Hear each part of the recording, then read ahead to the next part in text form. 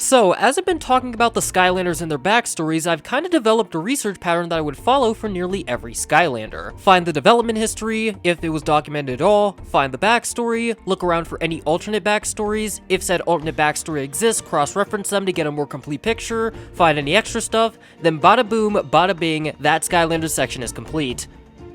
Then I get to do it all over again 2 to 3 more times. As you can probably guess, the process got pretty monotonous, but I had fun learning about the Skylanders and their backstories. But then I stumbled across a character that I have been dreading to cover for months, and that character is this little gremlin right here. Now, I know most of you are probably thinking, what's so special about this Skylander that makes you dread covering them over everyone else? And to that I say, this image right here from my Discord explains everything perfectly. Go check that out, that Discord's kinda hype. Now, as you can see from the image, it basically sums up the backstories of Skylanders in a few words. Zook stood up, Double Trouble found a dupe glitch, Igniter was scammed, and Ghost Roaster... yeah, that. But as you have most likely noticed, Trigger Happy has a bunch of question marks above his head, and that's because we don't know what the hell his backstory even is. Yes, he still has a quote-unquote backstory, but even there, his history is still shrouded in mystery. But then I found out that he actually tells us his backstory, so I actually got a bit of hope on figuring out his lore as a whole. He gives us 5 separate backstories. Screw it, we ball. Today we're going to go through as much as we can find about Trigger Happy to see what we can learn. I also skimmed through the novel to clear and find any misconceptions that the wiki made, so if you want to figure out what happens in Trigger Happy targets the evil Kaos, you can find it on Internet Archive. The comic books are also hidden around the internet as well, but I won't tell you where because of the dubious nature of those sites. So for now, let's just hop straight into this.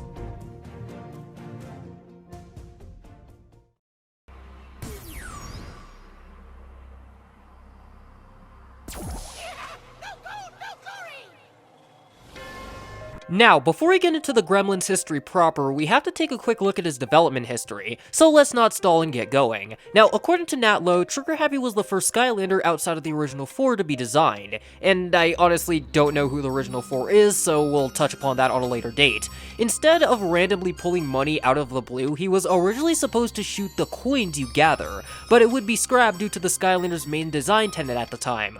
Primary attacks needed to be spammable and fun no matter what. There was also a weird marketing hiccup where Trigger Happy was British in some of the early commercials, but with that out the way, let's get into what we know about his backstory.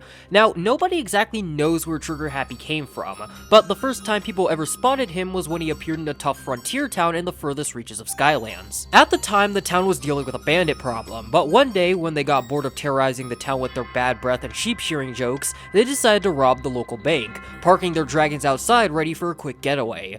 But at that point, that's when Trigger Happy showed up. He took a quick look at the bandits, then immediately emptied his golden pistols into them, not only embedding the golden coins into the bandits and sending them running for the hills, but embedding the gold coins into every building nearby, making the town rich and Trigger Happy a legend. This downright insanity would make it to the ears of a certain portal master, and from there he would be brought into the Skylanders, and after that point we would learn a lot more about him. Even though he sees every solution to a problem as being a chance to mag dump, Trigger Happy has a rather reckless and eccentric personality, being known for running into any situation without waiting for commands, and would sometimes get hurt because of this. He also has a history of putting sheep in Hugo's wardrobe every other weekend, and in all hindsight, that's just pretty screwed up. That's like putting a tarantula in your arachnophobic friend's bed.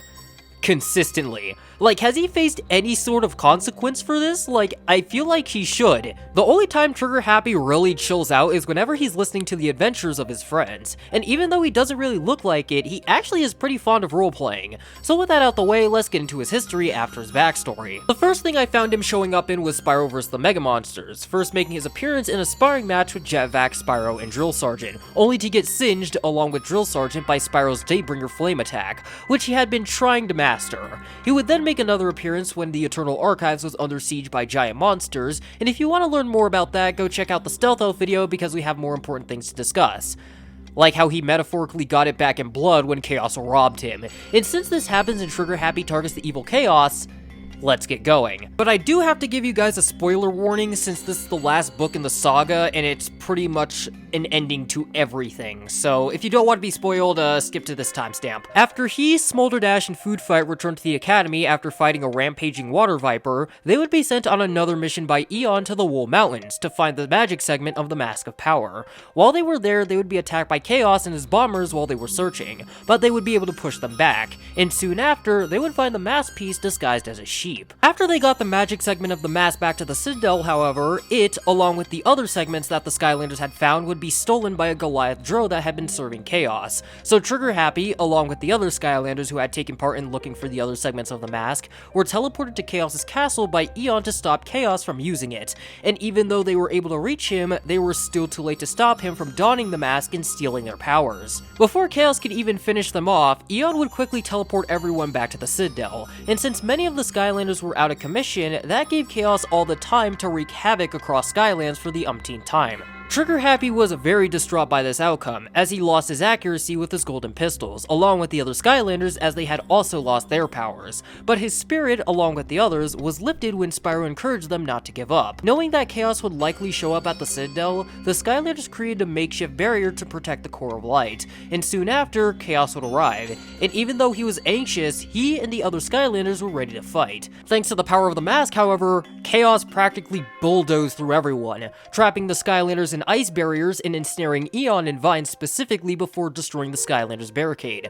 But just as he was about to destroy the Core of Light, something would happen, and that something would be Trigger Happy taunting Kaos. This bought Trigger Happy enough time to free himself from his ice block. In figuring out his plan, all of the Skylanders would proceed to gaslight Kaos into using as much power as possible, and since he, nor the mask, was meant to handle power like that, Kaos lost control of the powers he had just gathered, which allowed Trigger Happy to knock the mask off of Kaos' face using his tongue with little resistance. For a second, Spyro thought that Trigger Happy was going to put it on, but he told him that he wouldn't before throwing the mask into the air and grabbing his pistols, and at the same time, the Skylanders would use their restored powers to destroy the mask and split it back up, and once that was all done, they turned Kaos and Glumshanks, who was at the Citadel but didn't really do much, into sheep and launched them away, and even though he threatened to return, the Skylanders knew that they would be ready for him. So with that said and done, I think it's about time that we get into those 3 extra backstories, and my thoughts about him as a whole, because oh boy, these may shed a little bit of light on what's going on. Hopefully. Now, for time's sake, we are going to discuss the comic's events involving him in full, so I'll direct you to this video here where I go over it in Blade segment, but we are going to go over this panel right here because it's really interesting to say the least. Now, as you can probably see, he gives us 4 different backstories here, and I'm pretty sure he even gives us a 5th one that I wasn't able to find. But I'll give you a second to pause the video and read all of this. As you can probably tell, all of these backstories are most likely false, but what makes these backstories so interesting is that they all reference the backstories of popular superheroes, and I pretty easily trace these all back to Batman, Superman, Captain America, and Spider-Man respectively. The Captain America one was tricky since super soldier programs and superheroes go together like uranium and radiation, but this bit here about war makes me think it's good old Cap. Now, most of you are probably thinking that I'm just rambling on about a nothing burger, but to those who doubt me right now, let me ask you this. How does he know about these backstories? I mean, it's possible that he could have watched these backstories play out, but from where? That just raises the question of where the Skylanders exactly landed when they were banished to Earth, and I'm not even going to touch that with a 30-foot pole, let alone my hand. Thanks to him being present in the ending cutscene of Spyro's adventures, we know that he wasn't on Earth for that long, which means he would have barely had the time to see anything. So he had to be told all of this. So who told him? This little gremlin's backstory just went from an unknown mystery to a freakish nightmare that's somehow tied to Earth. And as most of us know, the lore about Earth in the Skylanders franchise is at best contradictory, and at worst, it breaks absolutely everything. And in this case, I have no idea how he could have figured out all of this, which just means that this backstory is just lost to the bowels of time because we literally have nothing else to work with. So for now, I think I'm just going to stop things here and discuss something else. the last time we actually see him. Now, like many Skylanders, Trigger Happy actually makes an appearance in Skylanders Imagineers, and since I haven't seen much or played that game, I'm going to leave it at that. But I will say that out of all the Skylanders, he's probably left one of the most memorable marks on the franchise, because, once again, he shows up literally everywhere. You can't go 2 feet away from the franchise without seeing something about Trigger Happy, which just shows how much of a mascot he's become. But with that said and done, I think this is where I'm going to wrap things up. Like always, hit the subscribe button if you enjoy content like this, share this around so I can grow the channel, leave some comments down below to make the algorithm happy, check out Return to Skylands along with the Discord and the music used in this video down in the description below, and I will see you all in the next one.